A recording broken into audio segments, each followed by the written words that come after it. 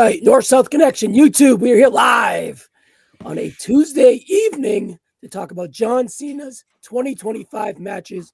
Joined usually with Richie Mars. And we got a good old friend back here, JayxCruz. First, Jay, what's up, buddy? How you been? Good, Ryan. How you doing, man? Good. I don't want to say I have John Cena fatigue, but I'm ready for the next subject. Mm-hmm. And Richie, including the draft that we did on John Cena matches, the post shows, and the previews, this is your fourth John Cena event with me in a week.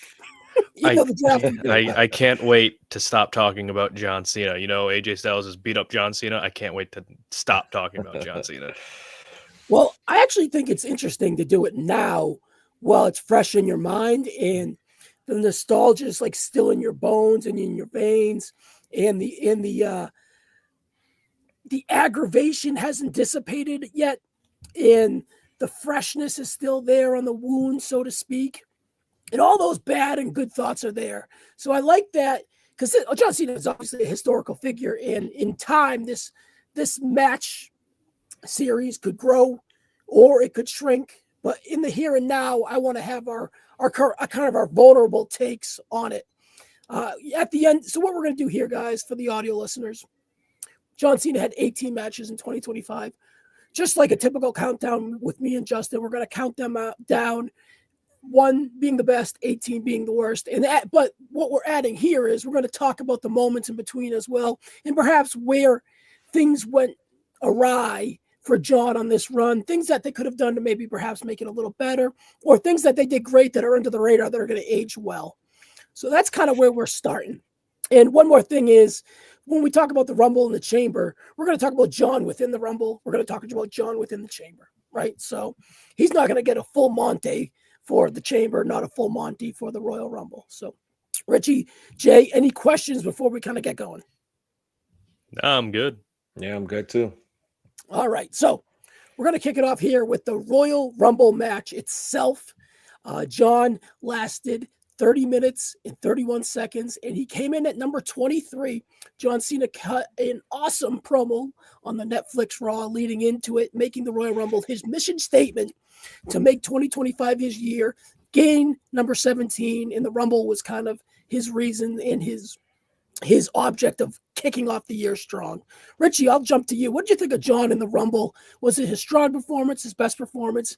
And where do you think this kind of lays on the list as we get going? Because personally, I thought the Rumble this year was excellent, and I thought John had a little bit too much of old John Cena that he had to kind of wash off in the Rumble, was showing a little bit too much, in my opinion. Yeah, the Royal Rumble was his over-the-top John Cena, which is a very mixed reaction bidding because of John Cena. But it's like he gets these over-the-top moments, like when him and Jay are on the apron. You see Cena do like the double take between the apron, the floor, the apron, the floor. And sometimes that could take you out of the moment. But overall, it's like it reminds me of like when John Cena would do those one-off appearances. You know, where it's like he's playing to the entirety of the audience. He's being really over the top, and that's going to bring people nostalgia, but it's also going to irritate some other people who've grown up watching this kind of John Cena. And his moves, I think he just landed like AAs, maybe a 5-knuckle shuffle and a clothesline. He didn't really do that much if you think about it. He was there for the important spots, for the eliminations. But again, it was more so he was just kind of finding the footing, finding the groove. And again, I'm not sure at this time they already had what they had planned for Elimination Chamber already set up, but it just seemed like we were just getting over the top John Cena. And, you know, that could leave a bad taste in people's mouths. Yeah, I feel like John Cena still had his nostalgia shoes on, so to speak, Jay. I feel like John Cena, even his like punches were wonky. Some of his offense, of course, is wonky and goofy, so to speak. He did shed that as the year went on, as he got more serious. Well, I feel that John was a little bit too much of an old self here. Do you understand what I'm trying to say with that? And do you think, my question with you, Jay, here is, do you think he should have won the Rumble over Jay? Here we are in hindsight 11 months later. So to say that, I mean, it's you go back and kind of try to rethink. I think everybody's expectation was for John Cena to win the Royal Rumble. I think us going into it, you're like, oh, John Cena is a no-brainer. In hindsight, do I think he should have won the Rumble? look, I'm also a big Jey Uso fan, so I was the surprise was definitely bigger with Jey Uso winning. I think if 100%. Yeah. won, I think it would have been like, oh, okay, John Cena won another Royal Rumble. Great. I think in terms of the surprise and the shock, I think it still leaves with a bigger moment with Jey Uso winning. But I wouldn't have had I wouldn't have changed the way the Rumble went. I do agree with you guys that John Cena's performance here was very cartoony, which is again he shed off after that. But I wouldn't have changed the Rumble for what it was. No, because of the bigger emotional reaction that everybody got from it. And that's just my opinion on that. Yeah, I think John benefited mostly to kind of show the world again what his star power really is. Mhm. His star shined bright this night. And Mhm. honestly, his star is what ultimately kind of helped Jay get over the hump this night, too. Not only eliminating him last, but just to be like, wow, they went with Jey Uso over John Cena when this is supposedly going to be John Cena's year. So I think John did help the Rumble. I just don't think it was one of his best performances. And honestly, but as for right now, it's number one for us. I think without that's always a gimmick with me and Justin. It's like, well, it's number one, right? So there's nothing to compare it against. But I think it's time that we kind of compare it to the Elimination Chamber. Chamber was 32 minutes and 36 seconds, and John came out last. I know there was a few eliminations before this, but I believe the only elimination John had was was CM Punk to end the Chamber. And of course, that came off of the cool angle with Seth Rollins being eliminated with a curb stomp, and then John dragging Punk into the ring, and had a somewhat tight attitude. What is it? STFU, right? So it was a great angle, even on Unreal with Punk laying it out. It worked beautifully with execution, and I thought John was a lot more snugger and a lot more less cartoonish. And of course, we can talk about what came afterwards too as well. Now, my question with you is, guys, should we weigh that on this list as well? Because I think it's a critical part on his run, of course, but we're talking about his matches, but do we want to mend in some moments as well? And also one more thing, guys, before I forget, for you guys listening and watching afterwards, all the way to the right here on our screen are star ratings. Those are not my star ratings. Those are not Richie's. Those are not Jay's. Those are from John Canton on his website, my good friend John Canton. John was able to have all star ratings available, so I just wanted to add them to the spreadsheet so we have something to kind of base our opinion off of and compare to as well. Jay, let's start with you. What did you think of John within the Chamber? Within the Chamber, kind of like the Rumble, it wasn't his best Chamber match. I think he's definitely had better Chamber matches. Yeah. And again, with this being only his second match, I think there was still a lot of like, I don't want to say ring rust, but there is a lot of like John Cena having to get comfortable in this, in his body of work, trying to get back into, ring, get his ring awareness. I mean, there were still bits and pieces of this here where you're like, okay, well, we're still getting the cartoony of John Cena because of his over exaggeration of his mannerisms. But all in all, it was a pretty good Chamber. I think it could have been better for all the people that were in it. But in terms of what John Cena did, I think the way he took advantage of CM Punk, which was a bit of a surprise at how he jumped right to definitely taking advantage of it, which is not really like his style. So that one kind of threw me off. I was like, okay, so he is going to be a little bit more serious and truly mean what he said at the Rumble press conference is now he's going to call his shot. And he definitely took the opportunity to show that because, his goal was to go to main event his last WrestleMania. So all in all, I think the ending, the drama of the ending of that match with the curb stomp, him pulling CM Punk to the middle, and then Punk passing out in the STF, I think added to a great part of that match. Yeah, and John did lace up his boots for that last part. And he started to shed that wonkiness that we kind of harped on with the Rumble as well. Richie, do you think John Cena being pretty much predictable to win this match. Hurt this match because I look back, I went 4 1/4 in this match. I thought it was an excellent Chamber. And honestly, whenever I look back at Chambers at my grades or my star ratings, I'm like, I can't believe I graded this one so high. Chambers is an underrated gimmick for the WWE, but sometimes predictable. Do you think the predictability hurt it, or the predictability dissipated because the shock of the angle afterwards? I think just with John Cena expected to go for number 17, the Chamber match, it's like, well, it's either this or the Rumble, and he already lost a Rumble, so why not the Chamber? I think this was more of because it's a Chamber, it's ironic for me saying this. It was like a safe part for John Cena to shake off that ring rust. Because if you look in this matchup right here, this was the first like moments of old John Cena where he had that chemistry with CM Punk. And it's just like, that was the first Eureka moment where I'm like, okay, he's not totally washed. Like, he's still a step behind, but he's still willing to do more than just the meat and potatoes of what John Cena is. Just like, 5 moves of doom. I think they even hit a heart attack in this match, him and Punk. And again, like Jay said, I really did enjoy the ending of John taking advantage, because it was like a slight tease of what was to come afterwards.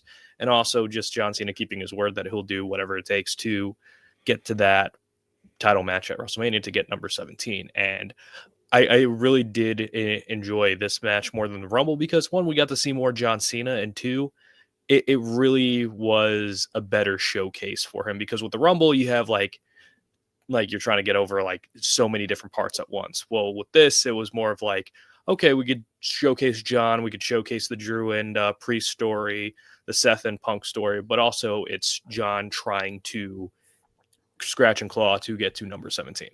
Yeah. All right. I think that we weigh the angle as we go when we compare the Chamber to other things. But in my opinion, I think the Chamber should be above a Royal Rumble match when it pertains to John. You guys with agreements with that? I agree. Yep. All right. So we'll move this up. So, and mind you guys, how Justin and I have done this in the past. It's not it's not in stone to the complete end. So it's just like we'll put them in our tiers.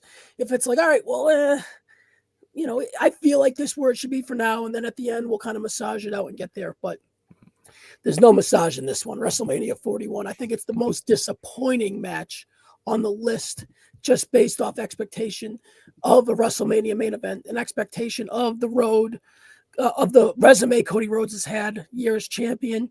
He hasn't missed in many matches, and this was a miss in my opinion. 25 minutes and 3 seconds. I think we had Fiend for about 22 minutes of that. But even before the Travis Scott Fiend nonsense, we still got a little bit too much of shortcuts that I'm going to kind of pertain to with John all night.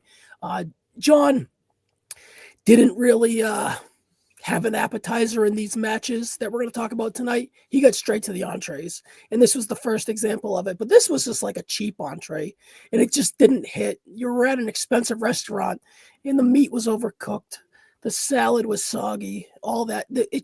They were off that night. And of course, they could probably have internal disappointment with, thinking that it may stink. This is where I totally would have pivoted this.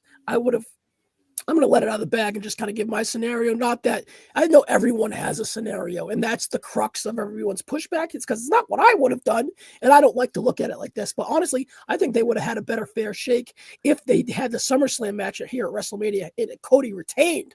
And then John went on a journey, turned babyface right afterwards. John's at the climax of the WrestleMania match, goes to cheat, but doesn't cheat, because he realizes that he's shucking the rust off. He realizes that he is still John motherfucking Cena, and he's going to win with hustle, loyalty, and respect, not taking the back door like he did with Dwayne a month ago. So he doesn't kick Cody in the dick, doesn't hit him with the belt. He tries to win with an AA, Crossroads, and then he gets caught. He can still have the Randy Orton match for a number 1 contendership. Be creative, figure that out. And then I would flip the Punk in the Cena spot. I would have him win the match. I would have him win the belt from Cody at Night of Champions and lose it to Punk at SummerSlam, and you still get the Seth cash in at SummerSlam. That's how I would have fixed John Cena's run. But then again, I'm not the booker. Like Richie would say, it's not my company. Right, Richie? But this is the big, and honestly, I think I talked about that scenario with Ibu when I previewed the WrestleMania main event match. So it's like I can't believe that came back to me today in retention. But I don't want to harp it on like what should have happened, because I think that's where people kind of struggle going down the line of kind of like, it wasn't my idea, they didn't do my idea, so they shit on things. I'm not shitting on it, but I think we should shit on this match. Easily number 3 to me. Richie, I believe you're up next to kind of go first. I don't believe you were with me on the post show here, but I had a low-key meltdown. I blamed a lot of it on The Rock, but ultimately I didn't like what it did for Cody, and I still feel that Cody still kind of reap some of those negative rewards that he gained that night at WrestleMania 41. I just wish that they pivot. I'm long and drawn out here. Richie, take the floor. Yeah, for the heel turn in general, it's one of those things where John said in Chris Van Vliet that he wanted to bring a more methodical style for this matchup in particular, because as a heel, you usually try to change your style up at least like a little bit to differentiate yourself from like the babyface and heel persona. But with John, he hasn't worked heel at that point in like 22 years. Mm-hmm. So it's going to be a giant disconnect for a lot of people who've enjoyed watching John Cena for all this time. And the heel pace is a slower pace. But I remember there was one point in the match where John just kept stomping out Cody, and we're just like, well, that's not John, and it's going to be a very hard thing to swallow when it comes to John Cena being a heel and Cody being the babyface, when usually you'd think in a match type like this, the roles would kind of be reversed, because, Cody wants to be the now, John Cena wants to go one more shot for that championship. I think they played their trump card too early in terms of not the heel turn, but I think John going for the championship this early on. In my opinion, for the whole retirement tour, I think the race against the clock to get number 17 would have been the better story to go to, because then you actually have a story that's going through all out these appearances and matches where it's like, clock's running out. Is he going to win the championship? Is he not going to win the championship? And having this as his third matchup, then the anticipation's gone. It's like, oh, he's champion already? Oh, okay. Then what else do we have to do for this entire retirement tour? They try to do the whole I'm going to ruin wrestling thing. And if you go by this match, like, yeah, I guess John is trying to ruin wrestling a little bit with this style. But again, it was a match that didn't really damage John that much, because we all expected, okay, this is his final year. It did damage Cody a little bit, because Cody was kind of on a streak of having very good to like great championship matches. No doubt. And I think the only exception would be the Solo Sikoa SummerSlam one. But it was just not the match that I think Cody needed. And in my opinion, it would have been better if John turned heel in this matchup, because at least like it would be shocking double whammy where it's like John's champion, cool, but also he turned heel in this match. Yeah. So that would like really blow people's minds. Mm-hmm. The reason I was such a proponent of the heel turn is because I felt that John, in the start of the year with the wonkiness in the ring rust and everything, he wasn't ready, and he hadn't won a singles match since 2018, 2017. Yeah, it was so like over 2,000. It was like over like 1,000 days or something like that. Whatever it was, there was some justification of him trying to change who he is. And then that's why I would have told the story that he finds himself in this WrestleMania match, because they have the SummerSlam style match. That's where I'm coming from, because I felt that in the Rumble and Chamber, John needed to be rehabbed as a wrestler, right? And the heel turn did that. Jay, before I go to you, we have a comment here. I never thought Cody and John were going to have a good match that night at all. Brandon Janu, what's up, buddy? Yeah, I was a little trepidatious too about it. Are you down on it, Jay? And are you down on it because the bar was so high with the two names going into the WrestleMania main event? Yes, I'm the expectation of this match that I had, because of what we know John Cena can do versus we know what Cody Rhodes could do. And I watched John Cena back, when he was I know he was trying to go back to that style. If you go back to watch his match with The Undertaker and Kurt Angle when he was a heel, he had that slow, methodical. But like Richie said, people weren't used to that. It had been 22 years since we had seen John Cena work a match style like that. Yeah. He had already lifted the bar of what people expected a match for him to have. And I know we're talking about him trying to get the kinks out, but this match definitely hurt what people expected out of this run, and it hurt it really bad to a point where like you're like, okay, well, if this is the shitty matches that we're gonna get, like of course he's gonna try to ruin wrestling. It's not the style of wrestling we're used to watching. And to kind of piggyback what Richie was saying, I think if they would have pulled the trigger on him becoming a heel at WrestleMania, sort of like what they did with Stone Cold, I think it would have been more impactful, like when he turned, on The Rock and stuff like that. But yeah, this is probably my least favorite match. And we'll definitely get into the other ones from the start. From the three, I've never gone back to rewatch this match. Nor do I want to.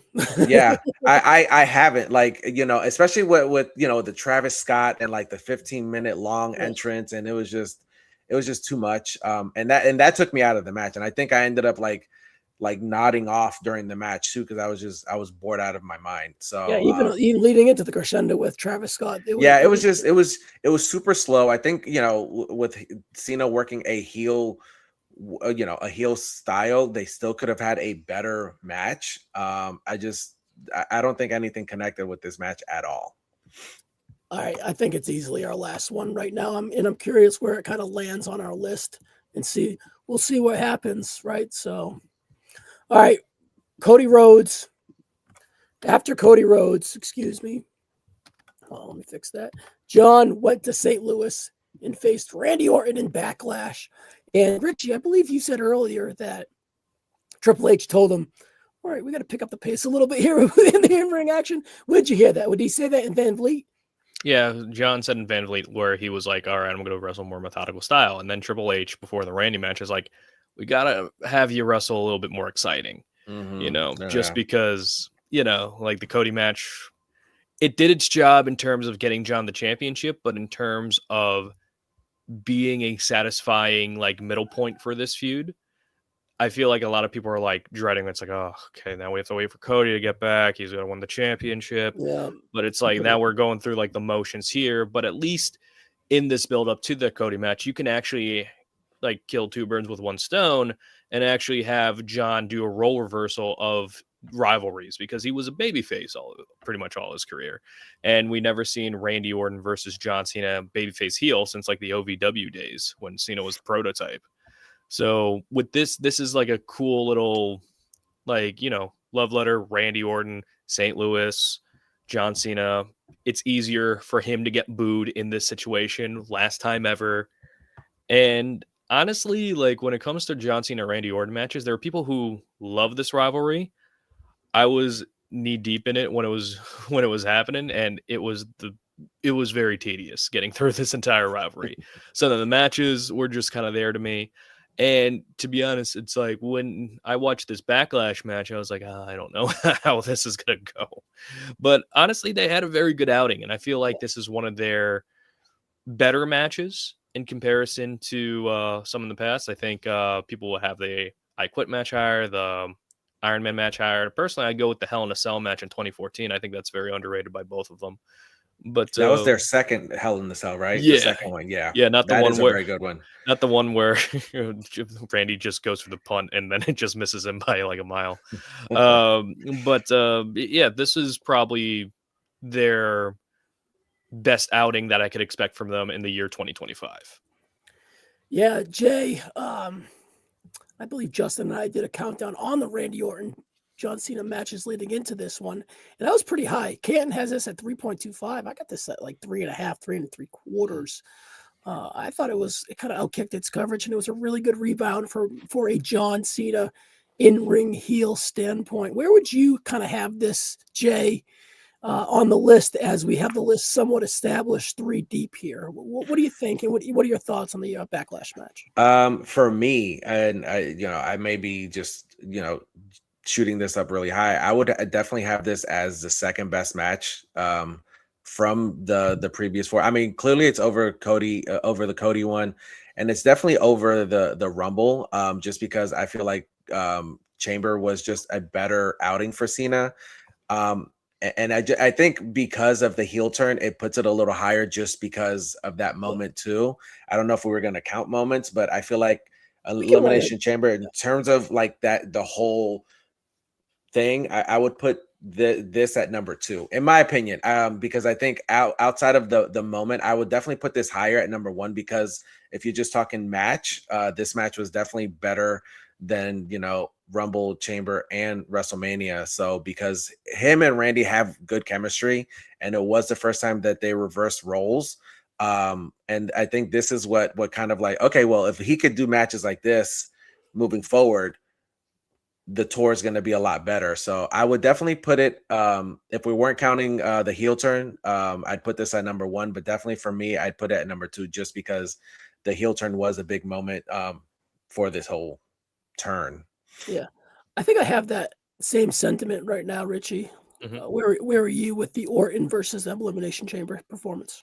Yeah, I agree. In the Rumble, too, by the way. Yeah. Like I'd put it at number 2, like as thus far, just because again now John's like wrestling a little bit more his style, and again a lot of these matches still have like a lot of Gaga in it, and I think Gaga in this instant helped cloud Cena's shortcomings, whereas the WrestleMania match they tried to do a traditional like one-on-one for majority of it, and it just wasn't to Cena style, and Cody tried his best to adapt to it because Cody's a very adaptable wrestler.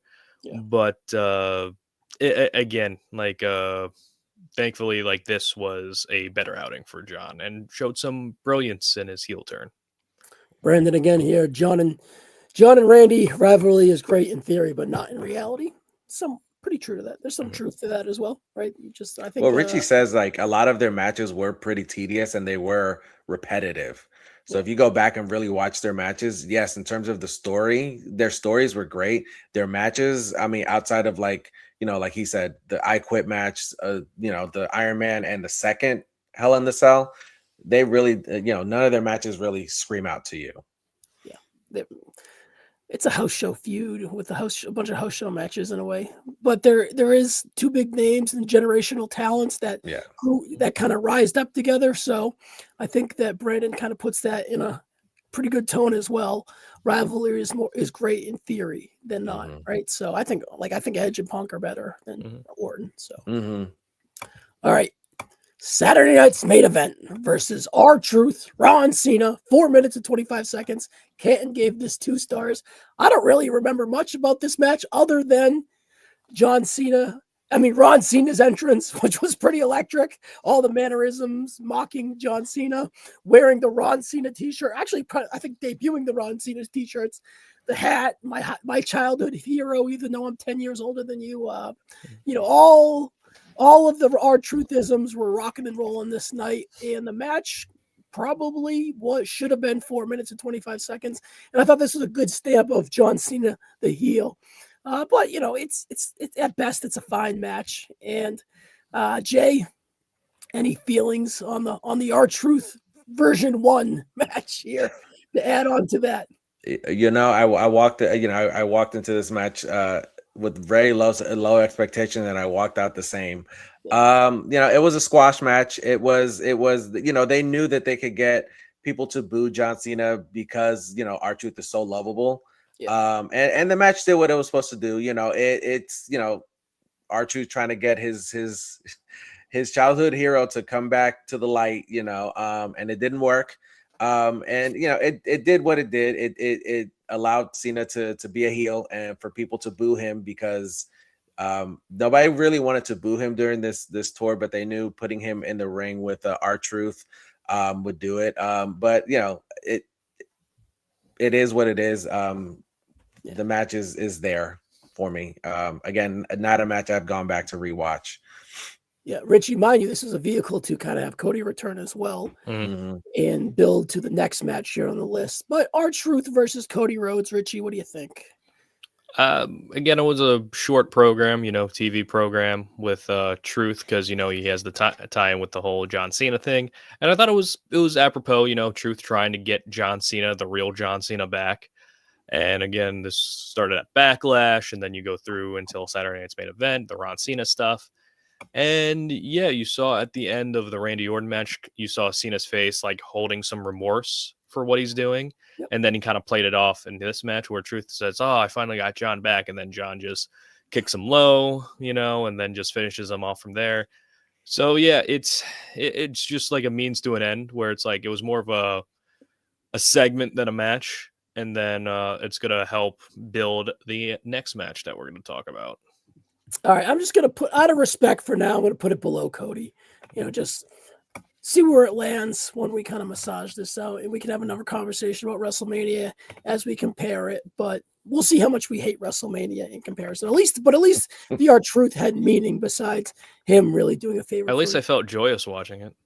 Yeah, it was cool to see him in the John Cena attire and just do the same mannerisms like you guys are saying. But outside of that, yeah, it's forgettable.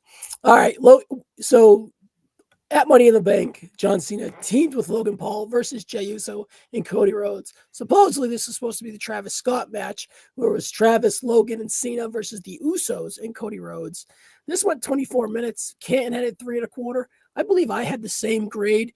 Honestly, Richie, it's kind of forgettable. Yeah, again, it's just one of those matches to get to the next angle, and this paid off the R-Truth angle, where it's like he was let go, and then Truth came back, and that's where the crowd really got electric. And I really did feel like the Truth's being left go, especially in quick succession to the John Cena match, really did hamper this feud, this build. And again, it's one of those things where this is just to get to the next beat. It's like, okay, Jey and Cody are going to win, so Cody has a reason to want to go against Cena, or like a legitimate claim to get against Cena. And then you had the Jey and Logan thing that was still not really that well developed, but it was still kind of there. And then you have Truth there costing John the victory. So again, it was a definition of like, okay, this is a tag match that's happening. Like, marquee names, good guys win, move on to the next thing. And in my opinion, it's like I would put it above probably above the Truth and Cody match for now, and then just see where it lands. I think I'm good with that too as well, Jay. Any obsession, any objection to that? It was anything you want to add?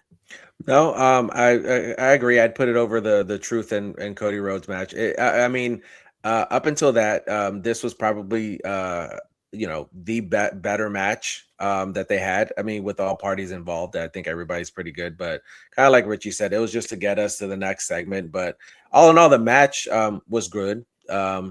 But yeah, in terms of match quality, it's definitely above Cody and R-Truth. But yeah. Yeah, it's like this is where they shedded the WrestleMania plans. Like they probably had WrestleMania through Money in the Bank laid out with Backlash in between, and this is where they kind of started to shed all of that too, as well, as we'll kind of get into. I think they could definitely rework some stuff there, and maybe even have Cody Cena 2 here, right? And then maybe Cena wins the belt at Money in the Bank, opposed to WrestleMania, and off the journey that we talked about as well. And then maybe we can still have the number 3 and you get the SummerSlam mega blow off. I don't know. I'm just trying to help their situation out a little bit here, instead of having really, honestly, April, May, and June just being so blah and losing so much time in here. But all right, we have another R-Truth match, and that is on SmackDown. This one is 5 minutes and 58 seconds. And Jay, this led to John Cena's best promo of the run, the pipe bomb. So the CM Punk feud had kicked off the week before on Monday Night Raw, or 2 weeks before on Monday Night Raw. I'm not really sure, but anyways, the CM Punk feud is off and running, and they're going to Saudi Arabia.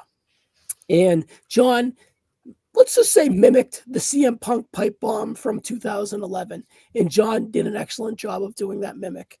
And I thought this was excellent. I thought it added a lot of juice and excitement to that Night of Champions match. And it really, really was an excellent promo. And honestly, one of the top promos of John's career, and definitely the top promo of this run. I don't know how to weigh that, but I wanted to bring it up here for the R-Truth match. Anything? I don't remember anything about the match. Let's be real. No, the promo definitely outshined and outdid whatever this match was. I don't remember it either. And I think I said this plenty of times.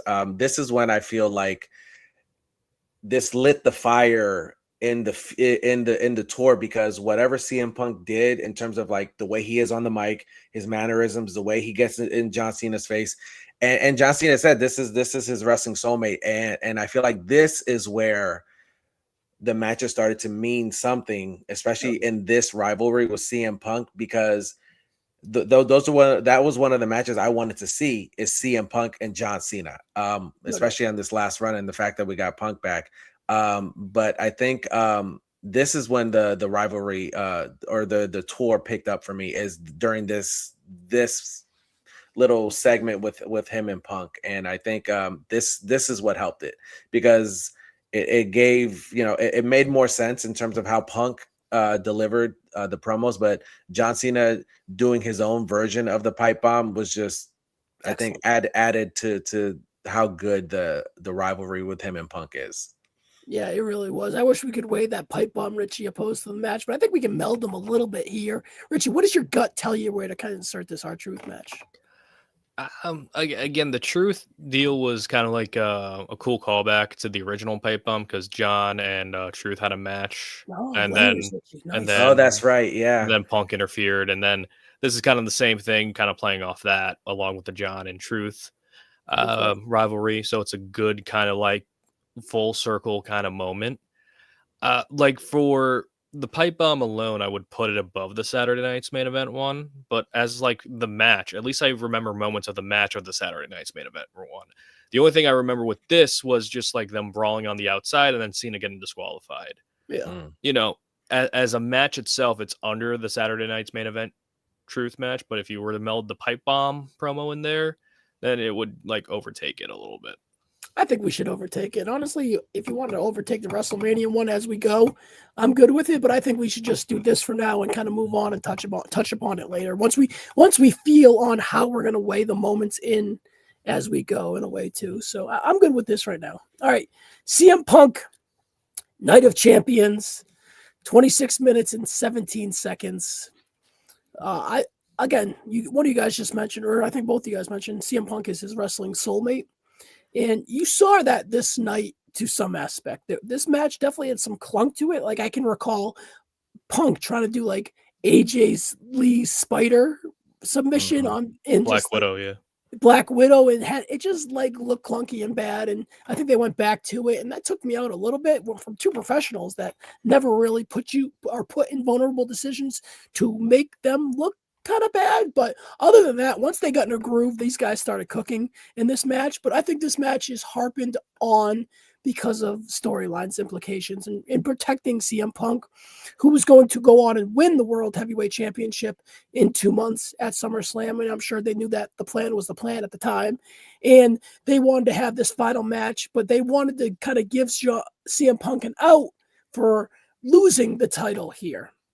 And you had the Seth Rollins and Vision nonsense, and I think that kind of took away from it. Canton went 3 3/4. I went a gentleman's 3. I thought this was good at best, and I was pretty disappointed as a whole afterwards. Richie, I believe we did the post show for this one. What kind of sentiment did you share on this match?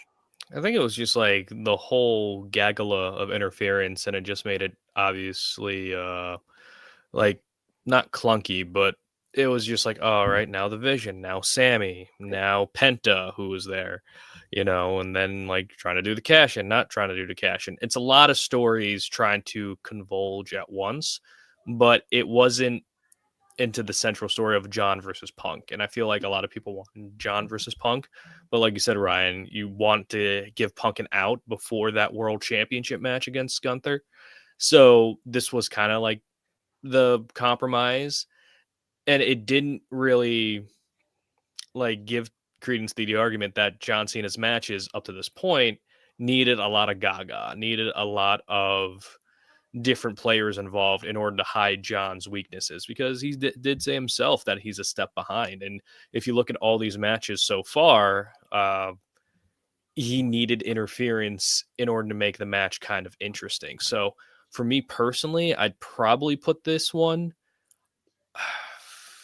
like either I'm teetering between under the Rumble or above the Rumble.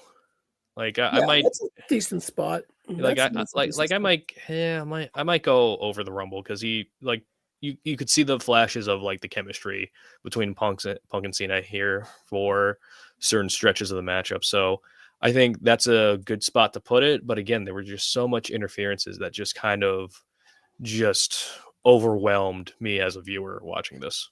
Yeah, just due to the disappointment of it all, Jay. And I don't know if you share that sentiment. I don't. I'll give you the floor in a second.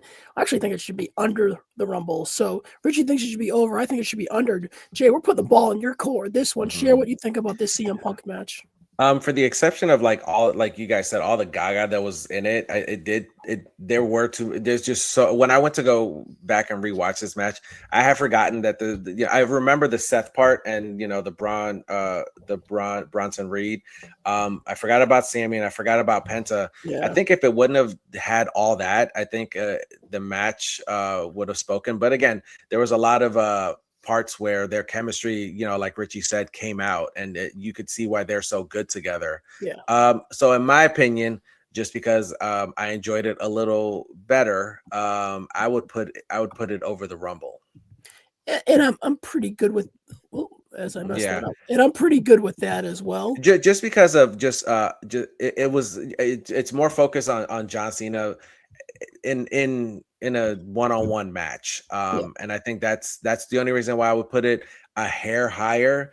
In terms of like moments, Jey Uso, it's not about Jey Uso, but I think the only reason I put this over because Jey Uso won the Rumble, not John Cena. It would have been a little different if John won the Rumble, so that's why I would put it right above the Rumble. Yeah, and honestly, I'm good with that. It's the same tier. I'm splitting hairs there. All right, this is the first indication that John Cena is back. And unfortunately, we only had 4 months back, and this is the end of his title reign.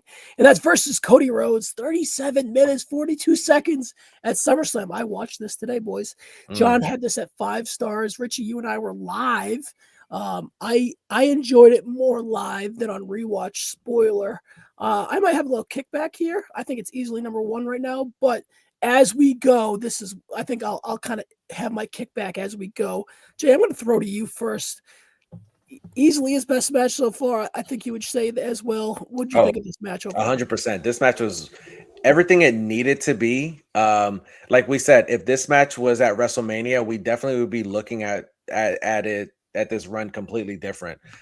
Easily the best match at this point. Yes. The fact that again, like Richie was saying, there was a lot of that needed to do to cover John Cena's weaknesses, but I think this being a no rules match to kind of just go one-on-one with Cody, this definitely was the John Cena that we all wanted.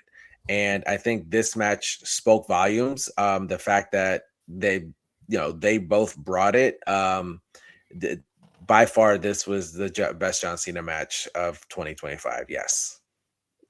Is excellent. Rich, I know you love it as well. Anything you want to add on to it, or do you want to kind of dig deeper when we have to kind of compare it to something? I don't think a lot of people remember like kind of the vibe that was going on into this matchup where like John literally turned babyface the night before, or which was weird. SmackDown, yeah. Which was so timing wise, I think they wanted John to turn babyface after this match, but I think they just wanted for the story to just be like without hangups. It's like, all right, you're gonna get babyface John versus babyface Cody, which is ironic because when it was rumored the year prior that we're going to get Cody versus John at WrestleMania, people were like, babyface versus babyface feud, that's going to be boring. And now here we are clamoring that the babyface versus babyface match is better than the babyface versus a traditional heel match, which I find pretty funny. Like, this match had a lot of iconic moments. It had a lot of, kind of the same, like, Gaga, but at least it was like well-structured Gaga, where you had some traditional Cena spots, the throwing of the steel steps over the top rope, the STF with the ropes, the code red on the floor, the Cody Vader attitude adjustment spot. Like, you had the triple crossroads kick out, the triple AA kick out, yet all of that good stuff. And again, it's just one of those things where this is the most complete John Cena match of the tour, I feel like, in terms of this is how John Cena wrestles, or this is how. And then also wrestle. Like the visual of him coming through the ramp with Cody on his shoulders. I mean, yeah, that's memeable. There's yeah. Mind you, the Brock Lesnar moment. I don't give a fuck. It's awesome. Yeah. Like Yeah. being there live, it's surreal. Like they had the overhang rumor of The Rock, Mhm. but they didn't expect the Barack, Yeah. right? So Like even with the overhanging rumor of The Rock looming, they still went out there and absolutely crushed it. yeah, I think it's just impressive that Cody and John had a completely different match and pretty much made up for their WrestleMania blunder, I think. And it's a credit to both of them that they recognize like how the story was going to go. And then this match was well received. So it's like, yeah, this tops the list so far. I'm sure we're going to be talking about it as we go as well. All right, Cody Rhodes.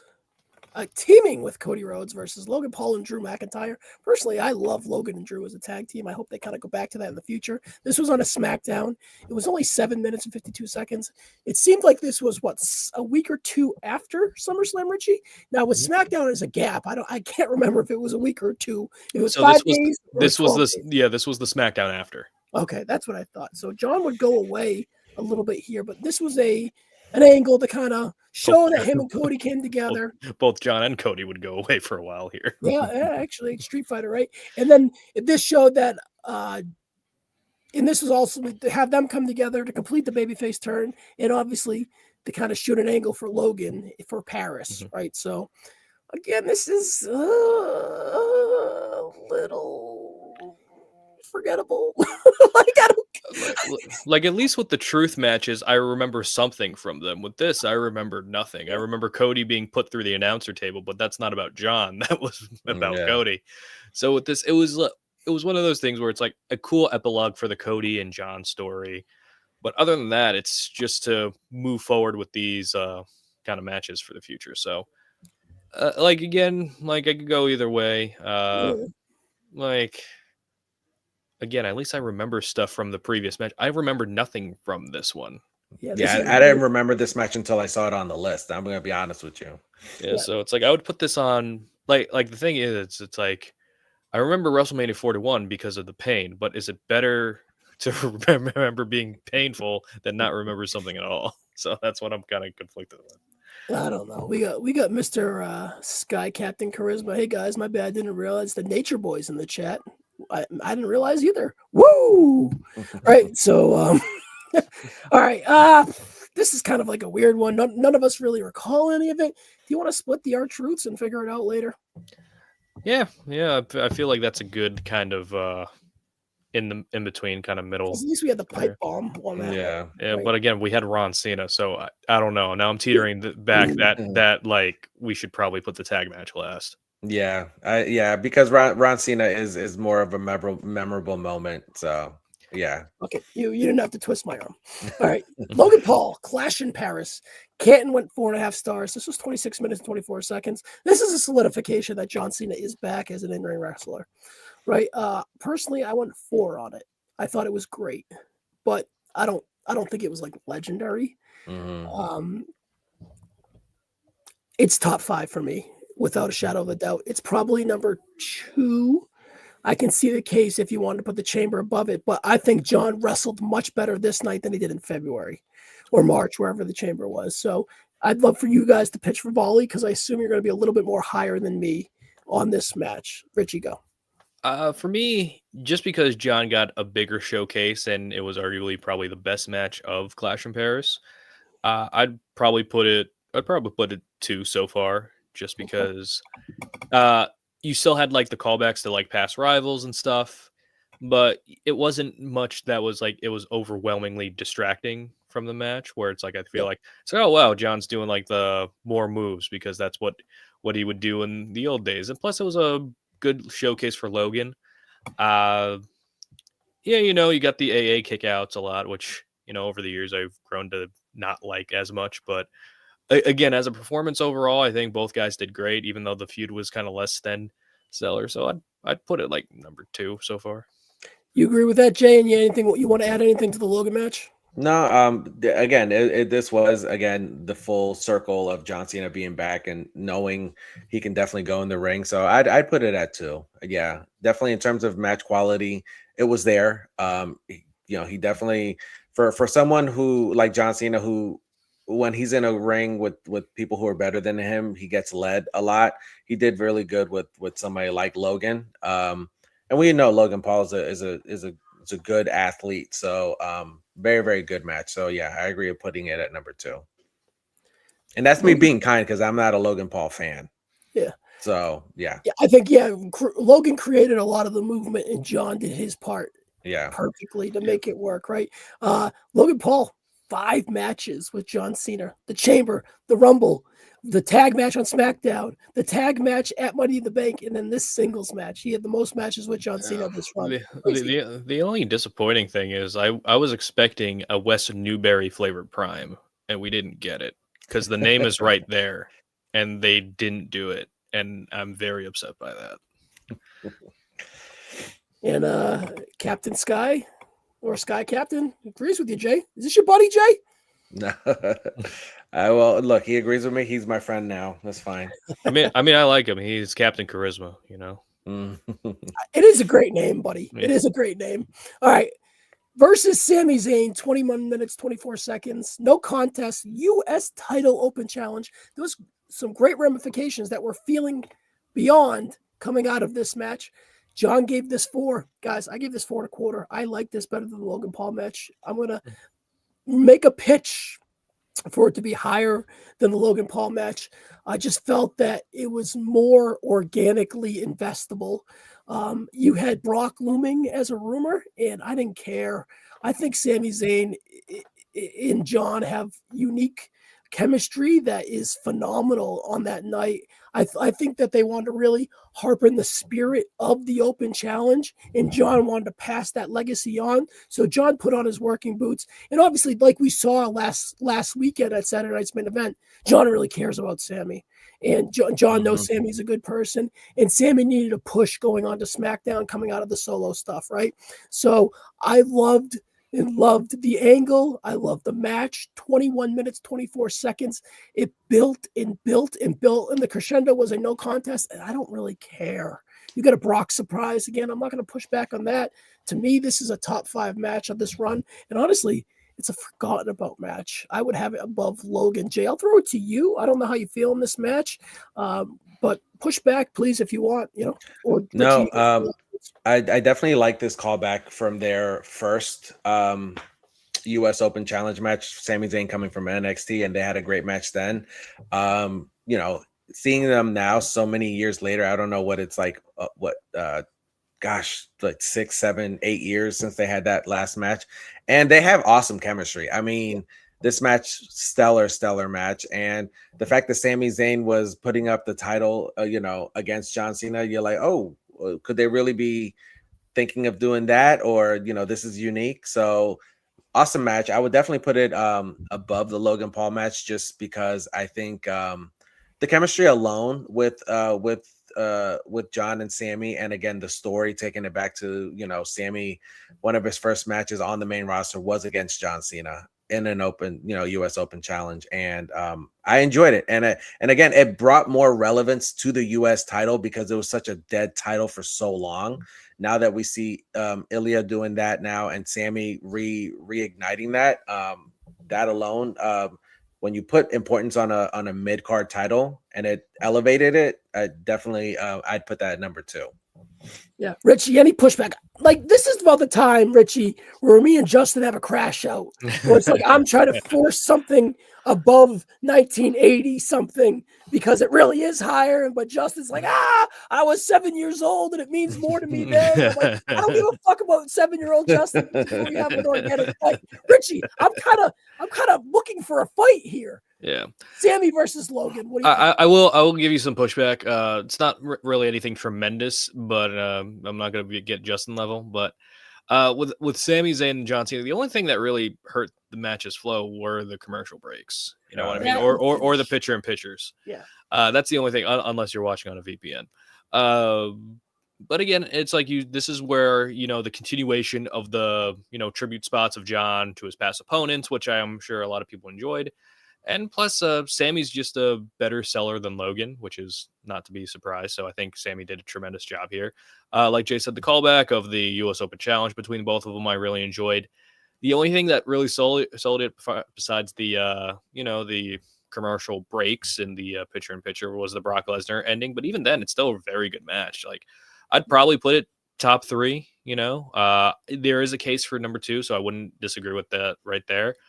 But what's interesting here, this is where when the week after Sammy won the U.S. title and people were booing him like out of the building, which was very interesting. This is John Cena's last appearance on SmackDown. I believe it was in Chicago. I'm not really sure. It was. Yeah. And that's where he debuted in 2002. Yeah, so it's like it's very sentimental. So like just for that, I feel like the pros definitely outweigh the cons in that situation. And like if you want to put this on number 2, sure. It's like I feel like it's the safer option to put it at number 3 because of the hindrance that I already spoke on. But yeah, like either or, I think there's a good case for 2 or 3 here. I said we put it 2, and then this is a pivot point where we reshuffle. But first, let me catch on a few comments here. Sky Captain again. He's starting to become our guy here, right? It's odd talking about Cena calling matches, leading young workers after so many years of being carried or not always.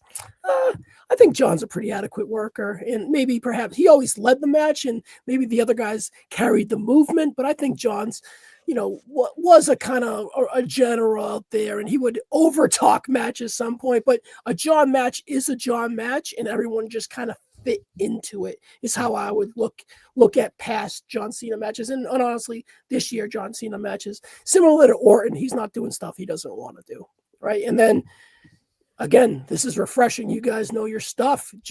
Listen here, Captain Charisma. Share this with a friend, a neighbor, a cousin, a wrestling fan, whatever. If you're just finding us, share it. Thanks for jumping on, Captain. Unfortunately, we don't yell. Unfortunately, we don't yell and scream. That's a drawback. That's what gets ratings nowadays. Yelling. Yeah. Well, because Justin's not here. Yeah, I'm not opposed to it. I'll fight, but I am way too tired to be yelling about John Cena. I want to be done talking about them. This is me finishing my story on him. That's what we're doing. Richie, we're gonna again. I fucked up. All right, we're gonna throw him second for now, just because we're 2-1. We'll skew it as we go. You know how it goes. Yeah. All right, but as I figure out technology, Jay, take the floor on Brock Lesnar. The match or the person? The match. We don't have time. I did not like this match. The fact that they had to do this and then there was nothing after it. At least the first time when John Cena got his ass whooped at SummerSlam, they had a rematch. The fact that they fed him to Brock Lesnar again for no real reason, just to make Brock Lesnar look strong, and then he's only I really did not like this match. To have John Cena just get squashed in the middle of this tour for no real reason. I really didn't like this match. And it comes to the repetitiveness of a Brock Lesnar squash match. I didn't enjoy this. And so when it comes to ranking this, it's not going to be high on my list. So yeah. And I know some people enjoy these kind of matches. They enjoy Brock Lesnar. I get it, but this match did nothing for me, as it did nothing for the John Cena tour or story or whatever. So yeah.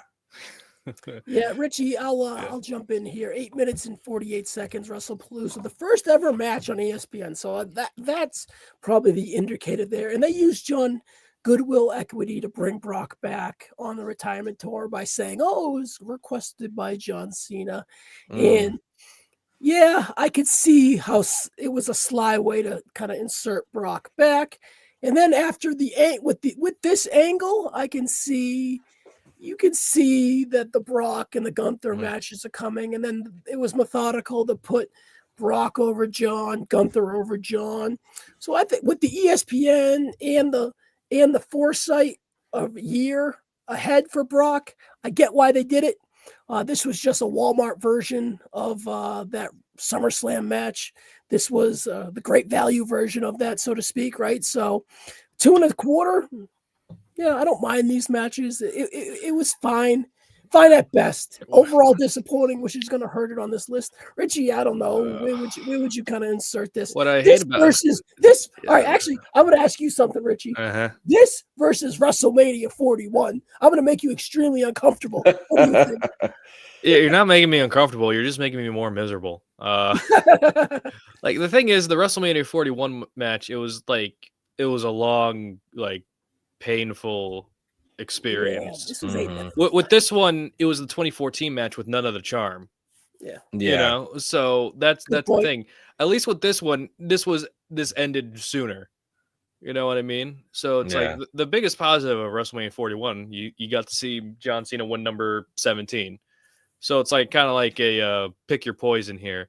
With the Brock match, it's like if I had to be, if there's somebody's like, you can't leave this room, you have to watch one of these matches, I'll choose the Brock match because I get to leave the room faster.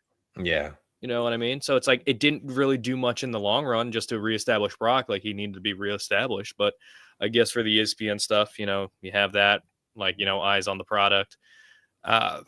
Again, I'd put this, I'll put it above like the WrestleMania 41 match, I guess. But it's like, again, it's like a Sophie's choice here. Like you're not really giving me much to work with. I know. It's in that tier. Is it below it? Is it above it? Like, are we at this point? Are we underrating Ron Cena in our truth of the play? I really don't know.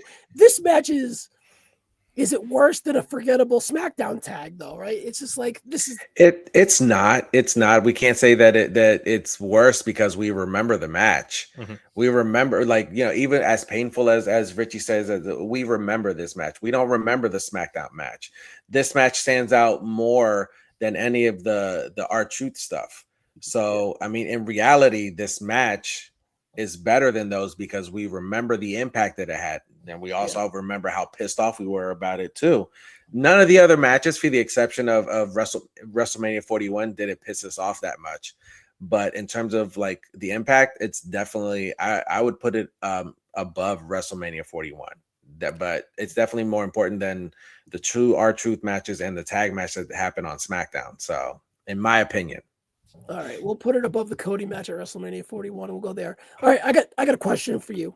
You're stuck in a room for 50 minutes, Richie Mars. Would you rather you have to watch Cody match twice with Fiend playing the whole time, or it's the same thing? No, or you get to watch the Brock Lesnar match. What's that? 8 times or 4 times? What's 8 times to get to 50? What's that? 6 times? Excuse me. You have to watch the Brock Lesnar match 6 times in a row with Fiend playing as well. Where are you going? I mean, the Brock match at least is faster paced. Yeah. All right. So you're watching the Brock match 6 times. All right. Because then at least I could count the suplexes. That'd be nice. I could watch Paul Heyman's introduction, maybe. Yeah. All right, we're that Paul Heyman. All right, you sold the Paul Heyman introduction. They get an incredible pop, and it was a good moment as well, ladies and gentlemen. That did get a big pop. So, all right, we're getting into the meat potato here, boys. We're on the back 9. We're on like the 16th hole here, and we need pars, right? And we're gonna hit a fucking birdie with this match here. AJ Styles, 27 minutes and 12 seconds, crown jewel, a love letter to their feud. Canton gave it 5 stars, Richie. Canton gave it 5 fucking stars. For when I rate matches on my spreadsheet and my gimmick, coming soon, rankwrestling.com. Check it out, guys. It's pretty close. Anyways, cheap plug. I give it, when I rank a match, if I go 4 1/4, it's an all-time match. All right? I went 4 1/4 in this match. It's an all-time match. I think it was a little bit masturbatory. Don't shoot the messenger here. I think that it was a little bit too, like, a little try hard in a way, but I love both guys. I love Cena. I love AJ. They were humming. AJ had the gear on. These guys, this is the last of their phenomenal matches. We'll talk about another one later, but in their eyes, it's the last great legacy match they're going to have, and I'm not mad about it. But just in the moment here, I felt that it was an all-time match. It was just a low end, and I didn't even go 4 1/2. I went 4 1/4, a high end 4 1/4 match. Jay, how fucking stupid am I with that remark here? You know, Pretty fucking stupid. I love this match. Everything about this match for me is always it just I love this match. I would not change anything from the attire, the entrance, the vibe, everything about this match. I've watched this match so many times. It's my favorite match. It's my favorite John Cena match of 2025. wow. Yeah, and that's saying something because AJ Styles versus John Cena at SummerSlam is my favorite match of all time. So this, I loved everything about this match. I would not change anything. This match, in my eyes, was perfect. In terms of like how we got here was weird. But in terms of match quality, I mean, you're talking about they put finisher after finisher after finisher. Like this is creative superstar to the 10th power right here. My favorite match of 2025. The only reason I would only put it below Cody Cena 2 because of the story that Cody Cena 2 said, but this, in my eyes, this match was perfect. I wouldn't change anything. The only thing I would rank it one thing lower than Cody Cena 2 is just because there was like no real story. This is just a match that was very pleasing to the fans. Yeah, and that Paris crowd was easy. They were yeah. Australia. They were eating this match up. They were fed. They left full after this match. So yeah. They were yearning for it. And then they you know, this wasn't, what was I talking about earlier? Like stale salad and burnt steak. No. You know what I mean? No, this was the crowd was hungry and they took well advantage of the. And then you can remember the sea of yellow shirts in the back of the match was just insane to see. So yeah. Just to me, Richie, my nitpick is just a little bit too much callback. A little bit.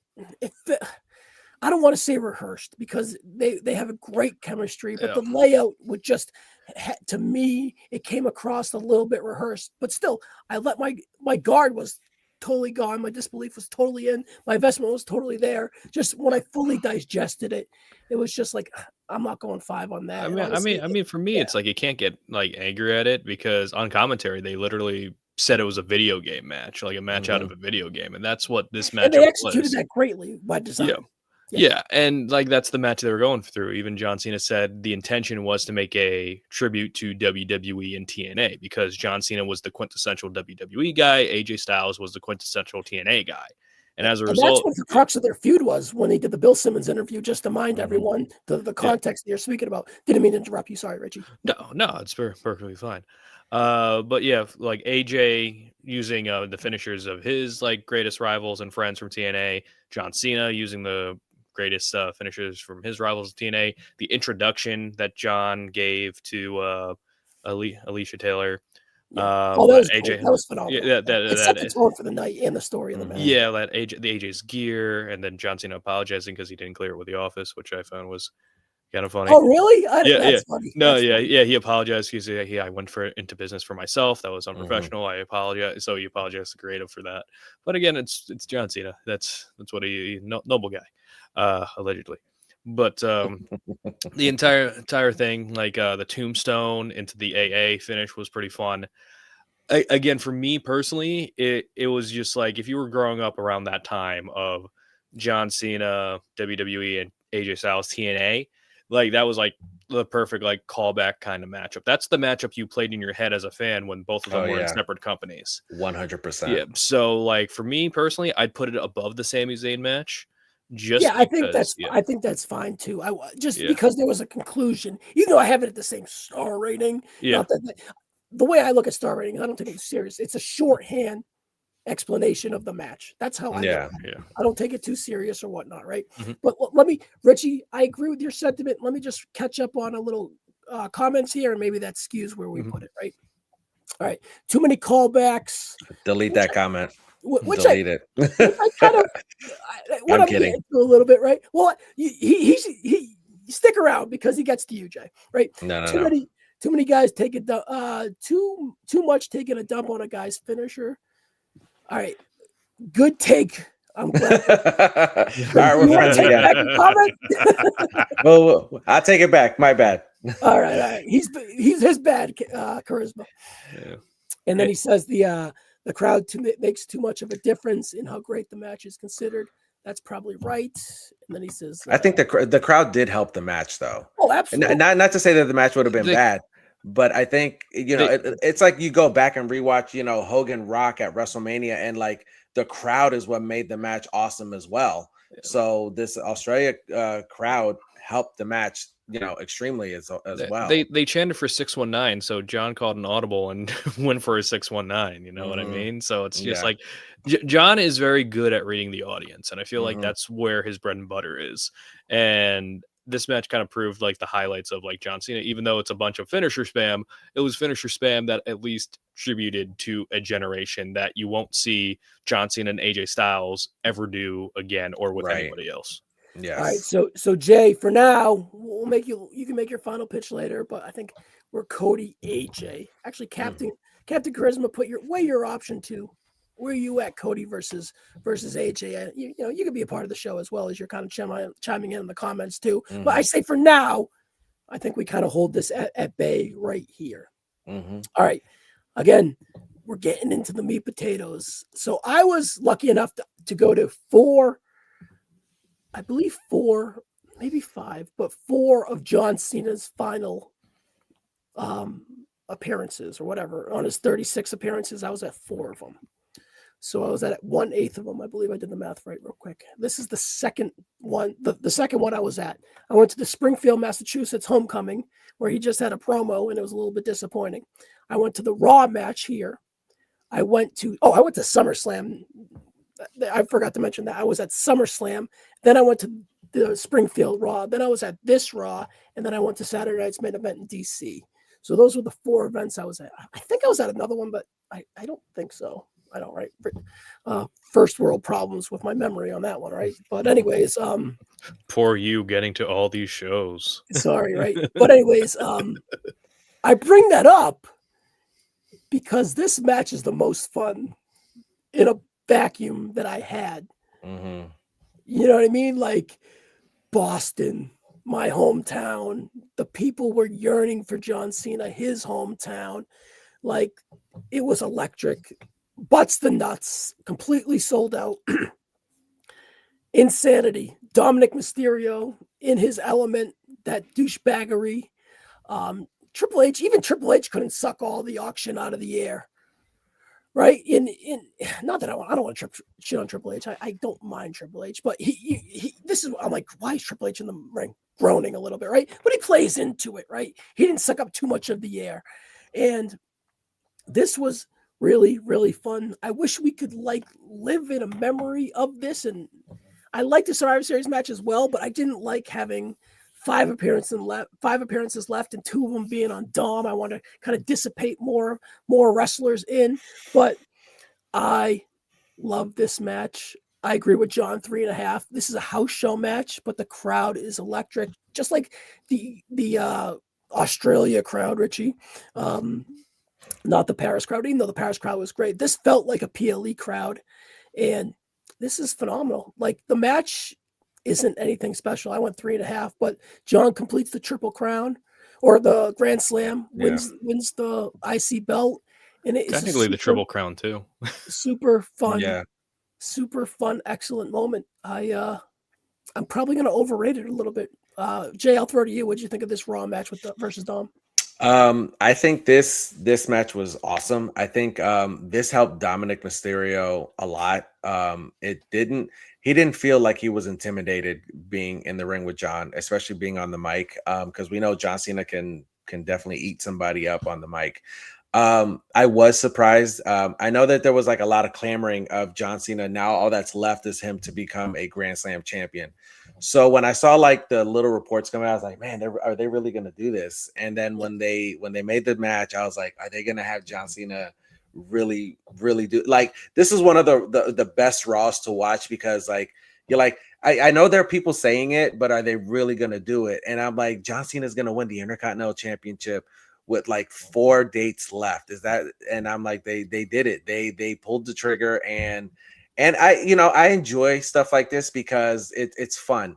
Because I said after there was the one thing I said after I believe was the Cody Rhodes match at SummerSlam is like, at this point you just got to enjoy what they're going to give us. And from starting at AJ Styles to the rest of I think the rest of this run, you just had to sit back and enjoy it. And the fact that they gave him a shot, a chance to win the Intercontinental Championship before his retirement, I enjoyed that. I enjoyed it a lot. And like we keep saying, the crowd helped this match out too, because they were invested. When you see a crowd that's invested and you're invested, it brings it out of you and you enjoy it more. If a crowd is dead, you're like, fuck, this crowd is really taking it out of it. Which what we saw at WrestleMania 41. The crowd here was not that. So this entire match from beginning to end, all the shenanigans, all the things with the chair, the John Cena wink, everything was just, it was fun. You have to have fun. It was the best word for this. Fun. You had fun with it, and I go back and I rewatch this match, and still it's fun. And like we used to get mad at Super Cena when he flipped out and picked up Dominic Mysterio after the frog splash. I'm like, oh, there's Super Cena, and I wasn't mad. I wasn't mad. I just sat back and I enjoyed it. I was like, oh, this shit is fun. I'm enjoying it. So I love this match for what it was. It was such a fun match. Yeah, Richie, I'm gonna kind of let you. I have an idea where I want to put this, but I want you to kind of verbalize where your gut would tell you where to slot this, as you kind of give your thoughts on this match as well. So yeah, it was a epitome of a fun match. I call this the next three matches we're talking about the John Cena side quest era of his retirement tour, where it's like for the Intercontinental Championship, and it was a great way to build Dominic Mysterio and the rivalry with Dom and Cena. Dom being the last guy to pin Cena, which is a huge accomplishment that he's probably going to talk about in the future. Probably not now because you have Gunther riding that high. I think you should do it in the next segment after Gunther said he's a little bitch for tapping out. And then Dom's like, I last pinned him. I think that'd be funny, actually. Yeah. I'd pitch that if I was in the room. Sorry. So with Dom, again, this is a fun match. It's just like, it's cheesy Cena, but it's the best kind of cheesy Cena where it's like, the wink. It's not too over the top. Yeah. And, just overly dramatically calling the referee. Honestly, like for like the enjoyment I had watching this match, I'd probably put it above the Chamber one. Like I'd put it like right in the top 5 slot. Ooh, I was going to, that's, oof. All right. That's bold, Cotton. I don't know if I hate it instinctively. I was going to put it right under Orton as a pitch. What do you think, Jay? I would definitely put it because this again was like Richie said, this was full John Cena here. And with a slight bit of cartoony, but not too much where you're like, oh, well, it was just right. And I think for the amount of fun I at least had watching the match, I would definitely put it above the Chamber, just because also it made him a Grand Slam champion. The crowd, he did it in his hometown. I think that speaks volume too, because again, we weren't expecting him to become a Grand Slam champion. So I think that goes above it because again, it's culminating the ending of his career, and he hit one last goal that I don't know was on his mind on his way out either. So that's why I would put it above Chamber. Interesting. After digesting that, I don't think I'm mad about it. We'll see about. We'll wait when we get there, right? All right. With Rey Mysterio and Sheamus versus the Judgment Day, Finn, JD, and Dom, 14 minutes and 42 seconds. The week after in MSG. As a whole, coming off the Raw in Boston, the Cena on MSG was kind of a little disappointing. I'm not going to lie, but this match did not disappoint. This is the kind of the definition of a feel-good house show match. I personally went 3.5 as well with John. I thought it was really, really fun, but it didn't hit the fun bar as much as the Dominic match did, even though I gave it the same grade, not to be like a star rating merchant, right? But anyways, I think that this is probably above the Money in the Bank off the rip, because I don't know how consequential it is.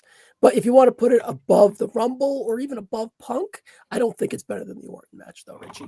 Richie, I'll throw it to you first. What do you think? Yeah, I was thinking about that too. Like, I think it's like right in that Randy Punk like middle sweet spot.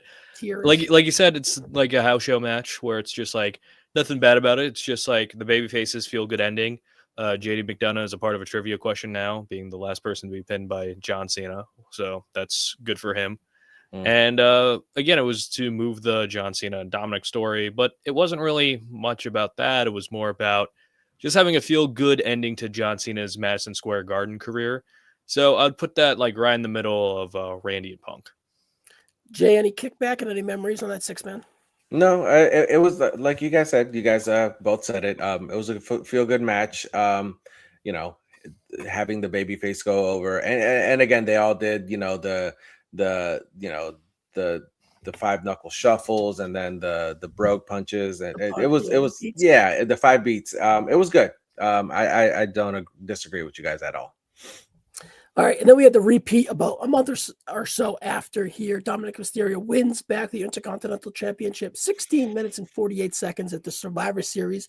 John gave it 3.5. I watched this match over the weekend when I was away in Washington, D.C. What did I watch? I think I watched it after SmackDown on just like a rewatch, just as I like grade my shit or whatever, because I'm a fucking nerd. But anyways, aren't we all? But I went 3. Well, it's a safe space. I went 3.25 strong with like a 3.5 week. I thought it was very similar to the Raw match, but I don't think that I got the same excitement or the same high of winning. I think the assumption of John dumping the belt in a way probably hindered a little bit of the match. But I did enjoy the different pace of the run-ins, even though it wasn't like. It didn't make for a better match, but it made for a similar match vibe-wise. And of course, the Liv Morgan return is awesome. And then John, I don't know if I love Roxanne, who's about 105 pounds, giving him a spinning DDT, right? But hey, you know, John's John, right? Like it's I get what he was trying to pass along, and I kind of admire him a little bit for it in a way too, right? So I think this is about. Probably, I think it's a little bit more important than the 6-man that we just talked about. Probably, I would say it's probably in that ballpark, but I wouldn't sniff the Chamber, and I probably prefer the Orton match. Jay, I'll throw to you on this one first. What did you think of the repeat of the Dominic match? Like you said, it wasn't. I think because everybody was expecting Dom to regain the title. I think you were like, okay, well, so how long is this match gonna last? I think what kind of dramatized the match a little bit is the assumption that Dominic got hurt when he did the little Hurricane Rana to the floor. So that kind of like, okay, but then you like, okay, well, it picked up because he's willing to do anything. And I think that the little, you know, month rivalry that he had with John Cena definitely helped out Dominic a lot. And I think he definitely benefited from the feud. It wasn't as, again, it's hard to repeat, what they did in Boston. But this match, I feel like, was better than the 6-man. In terms of, you know, it's a title change. He put somebody over on his way out, a young talent like Dominic, who again has no fear going up against people who have been doing this for a while. So we've seen him do it with, you know, with his dad and other wrestlers, and he's getting comfortable, which is really good. So yeah, I put it above the 6-man tag. Yeah, Richie, any versus Orton versus 6-man tag, that neighborhood. What do you say? Yeah, I think it's above the 6-man, right under Randy, because it was cool how John put over pretty much the entire Judgment Day. Even though Finn and JD, they got the double AA, they're the last duo to actually get that. So that's a pretty cool nod for them to be a part of that moment as well. Random question, Richie. Is this the first time he actually hits it on 2 people at the same time? No, he hit it on Edge, right? No, Edge fell out of that one. Yeah. There was if you remember the Authority. Yeah. Security, he did it there. Okay, I couldn't remember if he actually hit a full double. He teased it a bunch of times. Yeah. Okay. Yeah. Thanks for that. Yeah. Well, Finn and JD are in the same weight class as Roxanne we were just talking about. So if they were gonna, they'd be all right to do it there. Speedy recovery to JD. I'm not shit on the guy. I think they're a tremendous tag team. I think they're underrated in ring. I wish they look at their resume there. Things more, but you know, I know. There. JD has a great resume. All right. All right. We're at the last one. Gunther, which was 23 minutes, 43 seconds. Saturday night's main event. Canton went 4.5. I rewatched this last this evening before going to Eli's JV basketball game. They won, by the way. They killed him. He did not play a lot because they killed him. So it was very Look, a win wasted. is a win. You know, Mhm. a win is a win. That's right. He played a lot yesterday in a close game, but anyways. We're not going down a tangent. All right. Gunther, this is my favorite match on the run. I'm just gonna rip off the Band-Aid. It's my favorite match on the run. I was there live. Floor seats were amazing. I didn't pay top dollar, so I'd probably relish in that a little bit more, being on the floor, not paying that top dollar. But I thought it was excellent live. The experience was so fun live. The hunger in the fans for John was phenomenal to be a part of. You know, a little Gunther mark, so to speak. I didn't let that out of the bag. I kind of, in our preview, Richie, I kind of talked myself into John winning due to the pushback or whatnot. But I always knew that the right thing was for John to put over Gunther for the equity of John. And they did it masterfully, I think, in my opinion. I think that this match is going to grow in lore. I don't understand the kickback. I think that they're taking an inch and running a mile with it, or they have an agenda to make, to prop something else up in another, so to speak. Yeah. So if people are running with this, I think it's agenda based. But I bring that up because it's like a sports team. Like you lost in double overtime. The game was phenomenal, but you're going to kick back and not relish in how awesome it was. You're going to kick back in the misery of losing the game, in the misery of traveling to Gillette Stadium and losing a playoff game. And you spent all this money to go to Gillette to watch awesome playoff game, and you lost. So you're going to be pissed off. That's the emotion that in kickback that I felt from the crowd. I was a little nervous that the match was going to stink and that would be the pushback, but I fucking love it. The farther I get away from it, I love it and love it. I thought Gunther was phenomenal last night. He didn't even do shit. He didn't have to do shit. He didn't have to do anything. Mm-hmm. He's made. John Cena made him. It's a stamp. Like, it's proven. He did a victory lap once, not twice, but 3 times. He smirked at AJ. It rolled down his window and did this.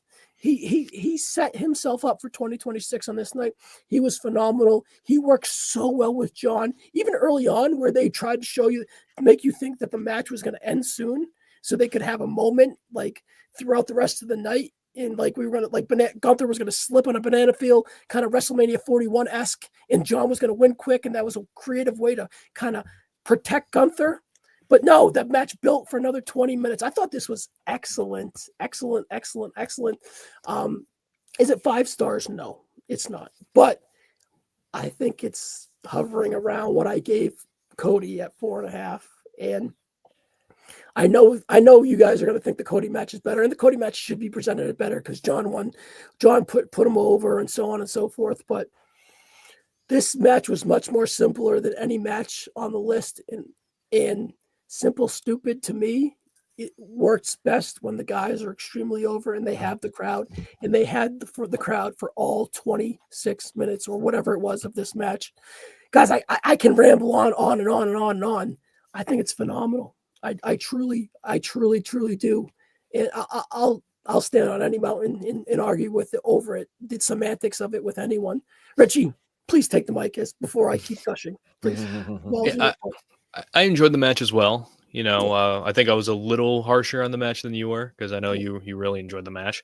And for me, I love the ending. I know a lot of people disliked it. I loved it. And I think it was me and Rossi on the preview show saying it's like John should probably tap, because Gunther made this promise that he's going to make John Cena tap. And I know everyone's saying, or majority of the talking points are, oh, he should have passed out, because never give up, right? Never give up. If John passes out, then the assumption is there's still another story to tell because he didn't quit. If John quits to Gunther or taps out to Gunther, that passes not the torch, but it passes that story on to Gunther. He's the guy who made the guy who said never give up tap out. So now you run with him, similar to how Brock beat the streak. Was Brock the right guy to beat the streak? Probably not. Roman would probably get that benefit a lot better. However, now you have this story and you have this momentum that you can't replicate. there's not going to be another guy for a long time that's never going to tap out for 20 plus years in WWE lexicon.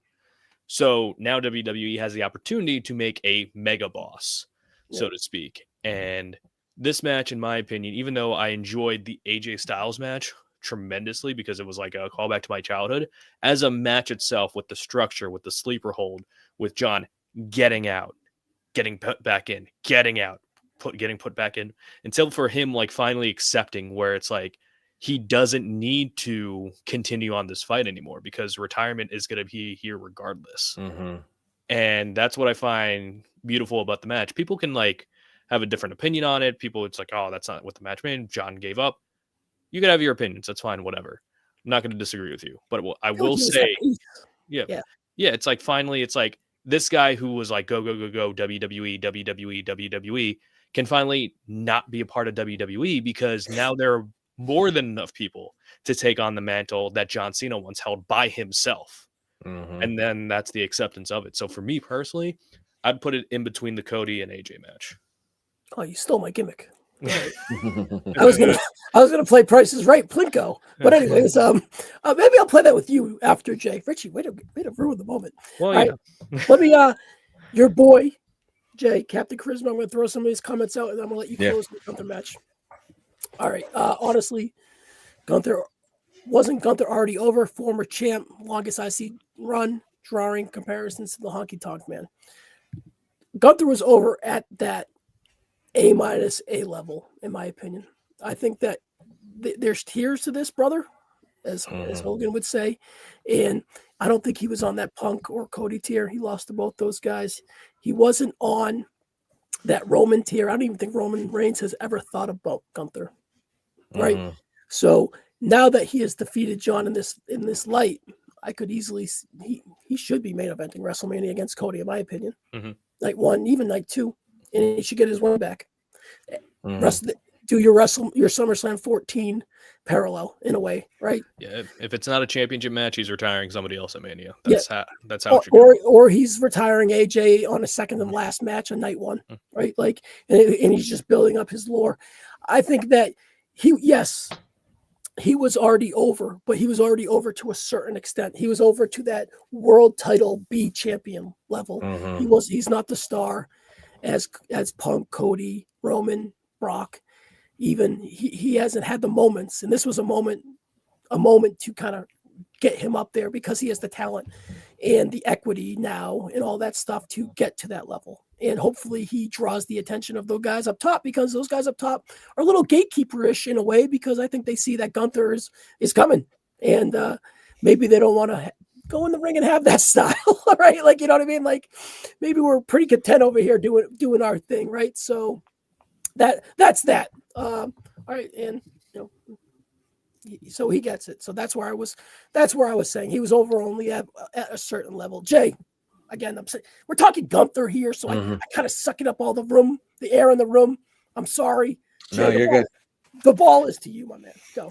So, and I've seen a lot of the pushback on this match, right? Because when I first saw it, so the John Cena tapping out, and I don't know if you guys saw, but he posted this picture on his Instagram of Obi-Wan Kenobi right before he gave up to Darth Vader, knowing he was going to die, but it was for the betterment of the future.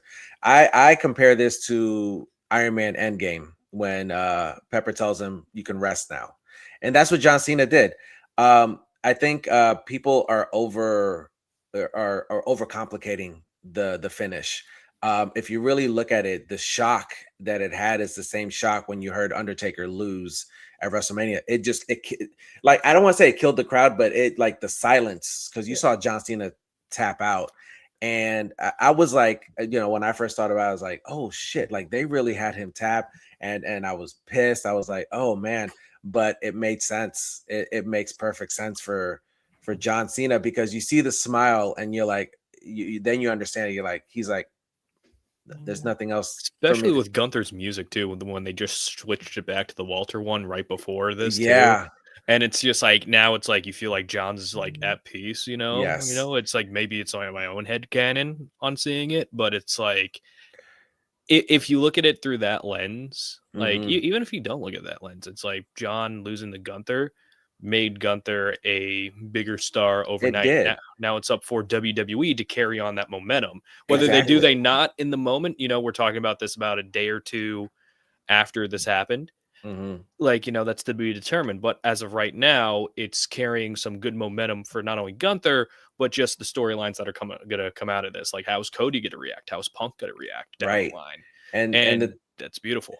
yeah, and I think it puts Gunther in this weird position of him being a career killer, right? Because he did it to Goldberg, he did it to John. I mean, he did it to two unstoppable people, and it builds that lore, that aura. That now Gunther is the most hated heel in wrestling, for the exception of Triple H. But because you saw people pissed off. Like, I saw the video of people in DC. Like, when was the last time you saw a true heel needed to be escorted out like that? You talk about 70s, 80s, or JBL type heel.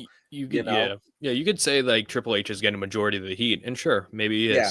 However, it's like people are still upset with Gunther. Like, people aren't making that distinction, because you're not going to see like somebody like going after, like you saw like MJF. He almost got like attacked in CMLL.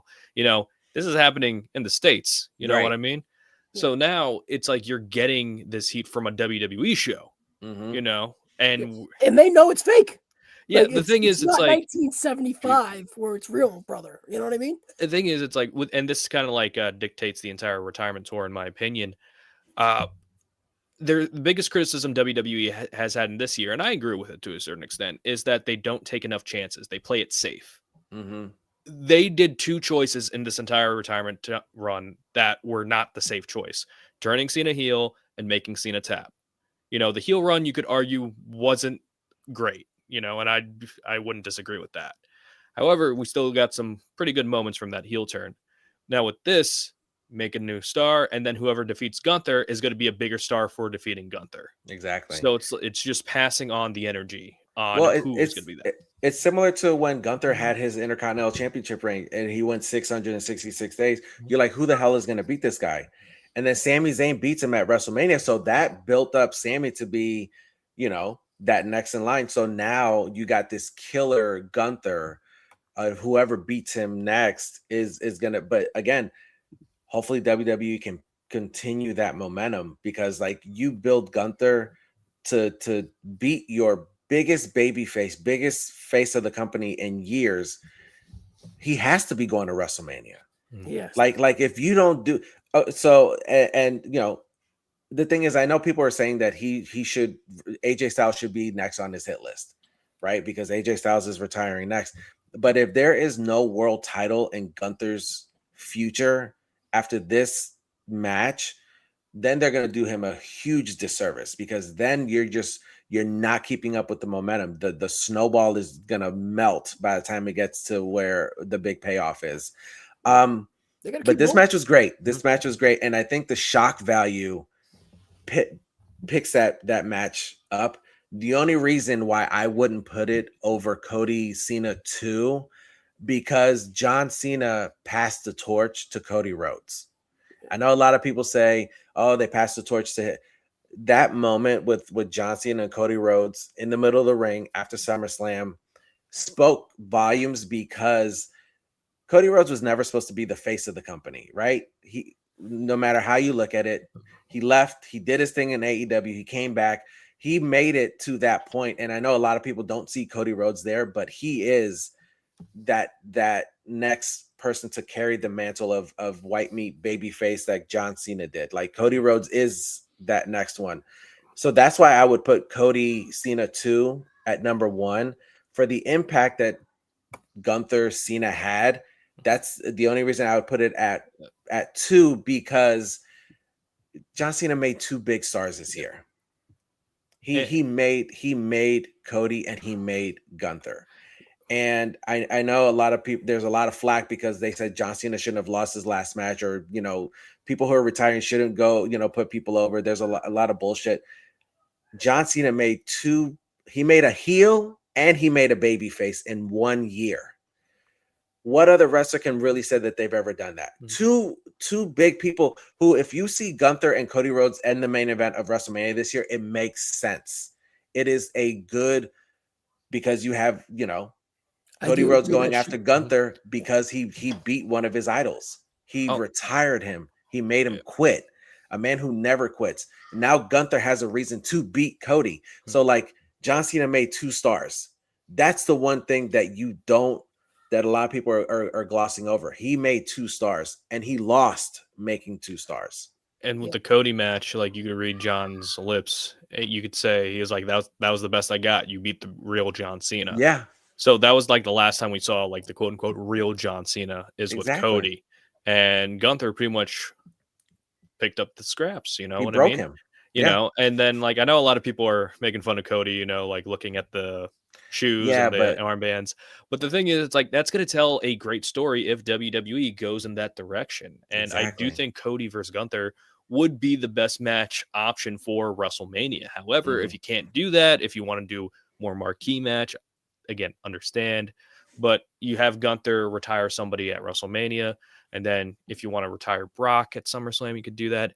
If you go like through that calendar year of Gunther just retiring people, and then finally like Cody Rhodes is at the end of it, or like at least a part of it, you have that built-in story, because in Cody's first match with John, he couldn't pull the trigger.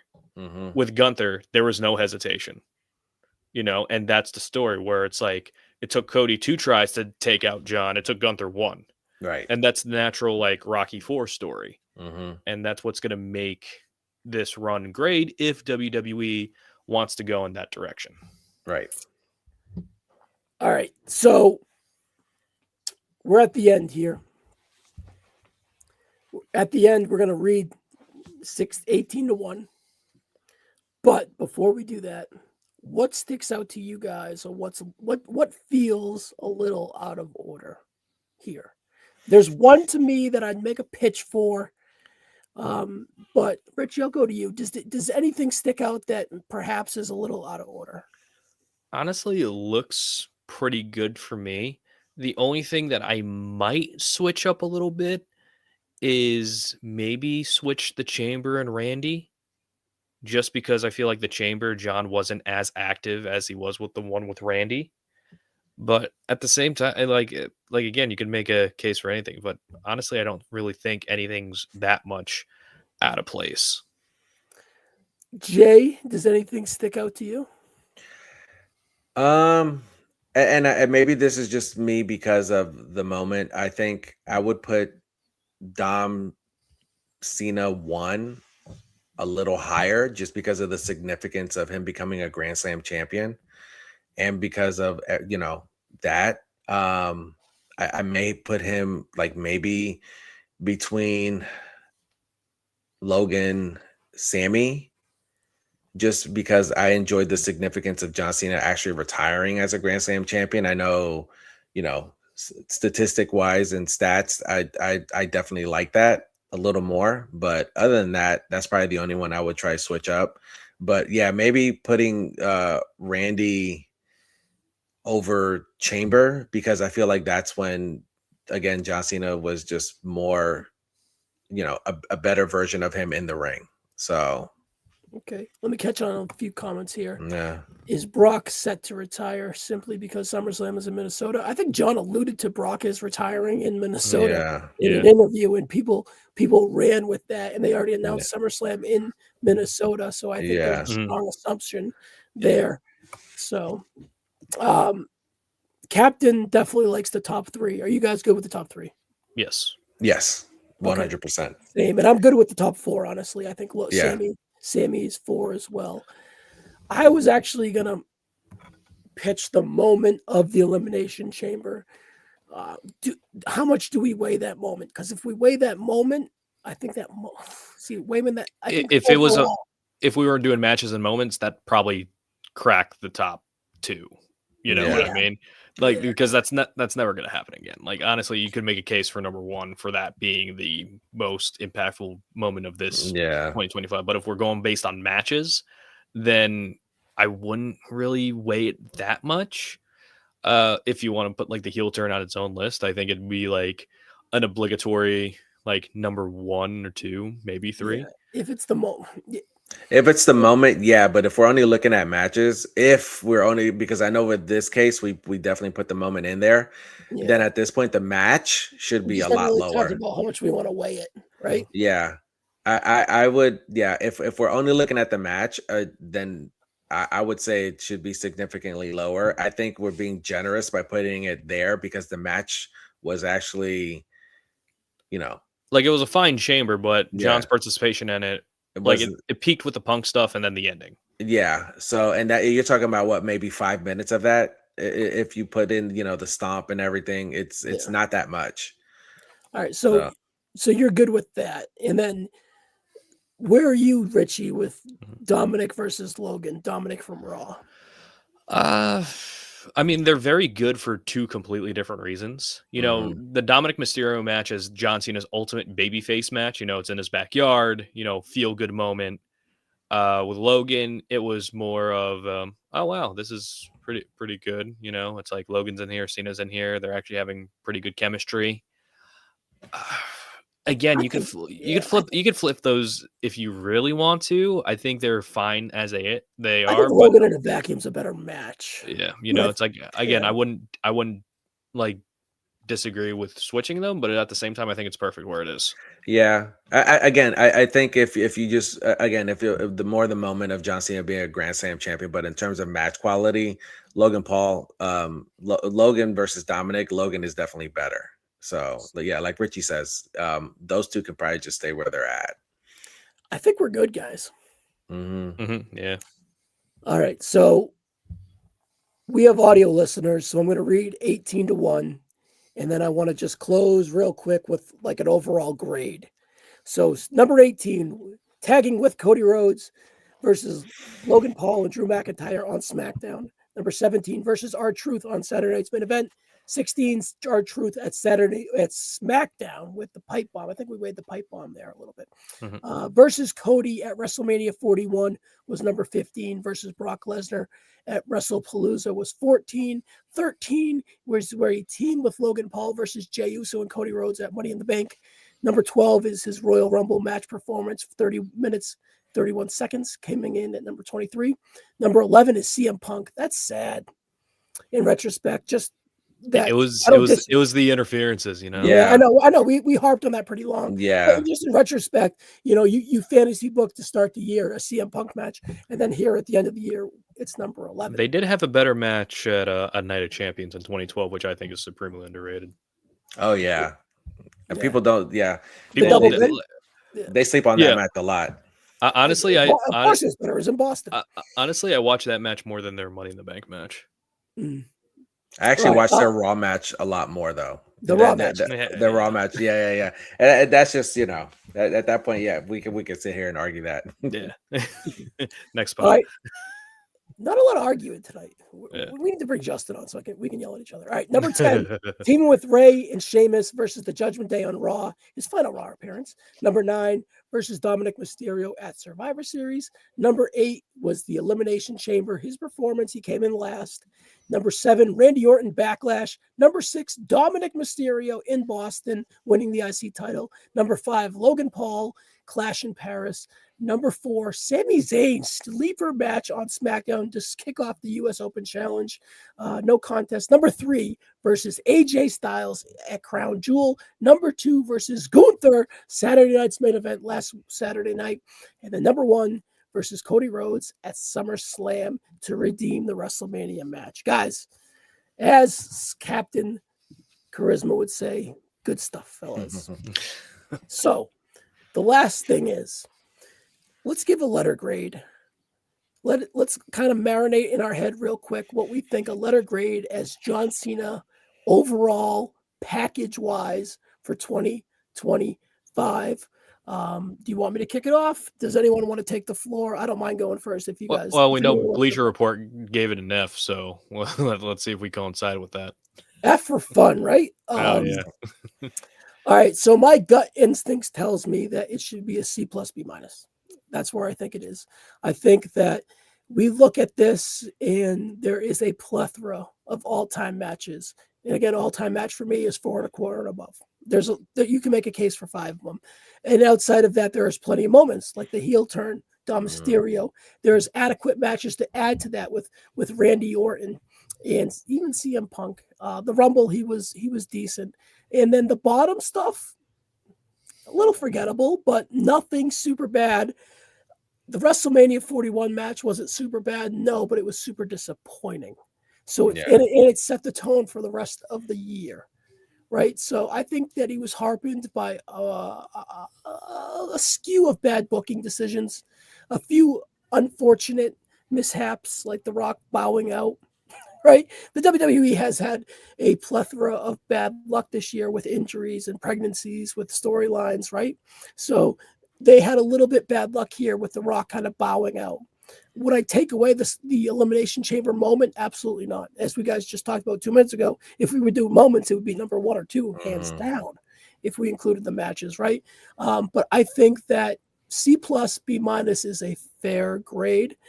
Is it middling? Perhaps, but this run is middling, right? There's enough great in here to add it to say a B, and then there's just enough average overall to kind of equate a C. So I think I'm going to go with a B-. Richie, you want to go up next? Yeah, I'll give it a C. Just taking everything involved, because taking into account of like the storyline narrative structure of the entire thing, along with the matches. Because with the matches, they're above and beyond probably John's greatest work since he left in like 2018, around that area. There's been a lot of good, also a lot of bad, just taking everything into account. And I think it's just like the pros and cons kind of even out, maybe slightly more with the pros. And I guarantee that people are going to look on this run a lot more favorably as time goes on, just because the body of work, I think, is going to be well remembered in general, where you have the Cody match, the Gunther match, the AJ match, and just that IC title run, if you want to call it that story that kind of helped elevate Dom a little bit. Overall, I think it's a C. All right, Jay, we got a B-, C+ grade. We got a C grade. And what's your grade? I'd give it a C+, because if we're looking at match quality, if you look at the top 5-6 matches, I think match quality, it's the body of work will speak for itself. Like you guys say, if you go back and watch a lot of those matches, you will remember that John Cena is really good in the ring. Now weighing in like the storylines and how he was booked and all this other stuff, it definitely brings down the grade. In terms of match quality, if we only look at the matches, I would give it a B. But the full package and everything, I think the highest I can go is a C+. And the reason I'm giving it the C+, again, it's because, we look at the fact that John Cena on his way out, he put over Gunther, he put over Cody, and he put over Dominic Mysterio. I mean, three people who couldn't have gotten a better rub from being in the ring with John Cena. And I think the fact that we got, the Cody rivalry that finally did better, the final, rivalry that he had with Dominic Mysterio, and then the crescendo with putting Gunther over. That's why I give it the C+. All right, so we're kind of all in the same tier of grades, and we just kind of disperse how we feel. I'm leaning a little bit on the highs. I'm probably going to lean a little bit on the moments, and I do think he had 3 all-time matches. Oh easily, and he did do Cody right. Even though I do feel Cody isn't where he was maybe at this time last year, so to speak. But I think that we'll see where he's at coming once the John stops sucking the energy out of the year. I look at this, I think the Brock stuff is inconsequential. People are taking an inch and running a mile with it, or have agendas to try to make points or whatever. But I think that if you look at a Gunther and a Brock prospect match, it makes sense that John put both over leading into that 100%, right? And the biggest disappointment to me overall is the 3-star CM Punk match. Having that at number 11 and him being his best rival, I think we would all agree he's at least top 3 for Mhm. as a rival. And then just having that be a parade of interference and really taken away from the match, it just felt weird timing to have to roll those out. Perhaps if they rolled those guys out early or probably around the AJ Logan spot, they would have had much better return. But storyline wise, they both had a very busy year, and I guess they had to fit it in when they had to fit it in. So it was kind of is what it is. So, all right, guys, I think we're in the middle. I don't think it's an F. It's not an A, but I think, like you said, Richie, C plus J, B minus me. That's where it's at. All right, Richie, Jay, plug your stuff. I know you've been on before, but where can the people find you? So I am on all platforms: YouTube, TikTok, Instagram at the JayxCruz on all platforms. So the TheJayxCruz. Richie? At Retold Richie Mars. You can follow me on all platforms: Instagram, TikTok, and YouTube. Mostly active on TikTok. Usually try to go for 2 to 5 videos a day. We just crossed over 19,000. So thank you all That's for funny. following. Congratulations. Yeah, we're trying. Thank you. I'm trying to get to 20, maybe by the end of the year, maybe not, but it's going to be a fun ride regardless. Awesome. Guys in the comments, especially newbie Sky Captain Charisma, thanks for jumping in. Don't be a stranger. Reach out, Captain, and let us know where you found us. Share with a friend. And guys, John Cena year is over, and it was fun to look back and do this. So, guys, we'll see you on the next one. Thank you.